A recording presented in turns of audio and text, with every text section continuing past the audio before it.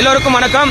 இந்த ஏரியா வந்து பார்த்தீங்கன்னா அது தெரியுது பாத்தீங்களா, அது வந்து கிரீம்ஸ் ரோடு. அது சரிங்களா, இது வந்து எக்மோர் பக்கத்தில் கிரீம்ஸ் ரோடு. அது ஸோ இதுக்கு முன்னாடி வந்து பார்த்தீங்கன்னா அது அங்க இருக்கு பாத்தீங்களா, அந்த ஏரியா வந்து பார்த்தீங்கன்னா ஒரு திடீர் நகர்னு ஒரு ஏரியா இருந்தது. அந்த ஏரியா வந்து பார்த்தீங்கன்னா கேலி பண்ண வச்சுட்டு ஃபுல்லாமே வந்து பார்த்தீங்கன்னா பெரும்பாகத்தில் வீடை கொடுத்துட்டாங்க. இப்போ வீடை கொடுத்துட்டு இந்த ஏரி இருக்கு, இது வந்து கூவம் ஏரி. இது இந்த ஏரியா வந்து ஃபுல்லாமே காசா கிராண்டக்கார ஆக்கிரமிச்சிட்டு அங்க பாத்தீங்களா ஃபுல்லாமே மண்ணு போட்டு மூடுறாங்க. கொஞ்சம் கொஞ்சமா இப்பதான் எல்லா இடத்துலயும் மண்ணு போட்டு மூடிட்டு இருக்காங்க.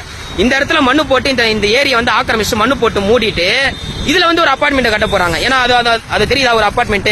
அந்த அபார்ட்மெண்ட் அதே மாதிரி தான் கட்டி இப்ப வந்து பார்த்தா அது நிலை இல்லாம இருக்கு. அந்த அபார்ட்மெண்ட் வந்து பார்த்தா பாதுகாப்பு இல்லாத சூழல்ல வந்து இருக்குது.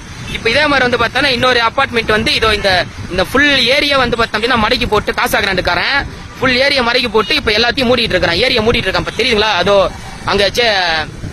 அங்க அந்த மிஷினை வச்சு எல்லாத்தையும் மூடிட்டு இருக்கான்.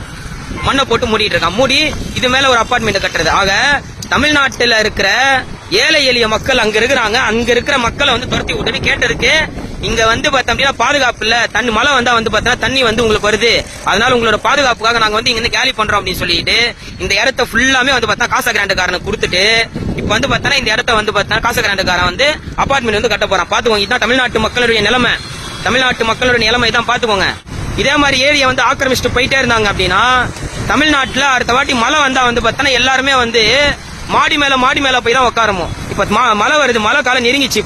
இப்ப இந்த அளவுக்கு ஆக்கிரமிச்சு உட்காந்து இருக்காங்களே, எப்படி தண்ணி போகும்? வீட்டுக்குள்ளதான் வரும் தண்ணி எல்லாமே. எனக்கு தெரிஞ்சு கரெக்டா இல்லையா நான் சொல்றது? இந்த வீடியோ தொடர்ந்து ஷேர் பண்ணுங்க. இந்த வீடியோ எல்லா மக்களுக்கும் தெரியணும். எல்லாருக்குமே இந்த வீடியோ ஷேர் பண்ணுங்க. என்றும் அன்புடன் நன்றி.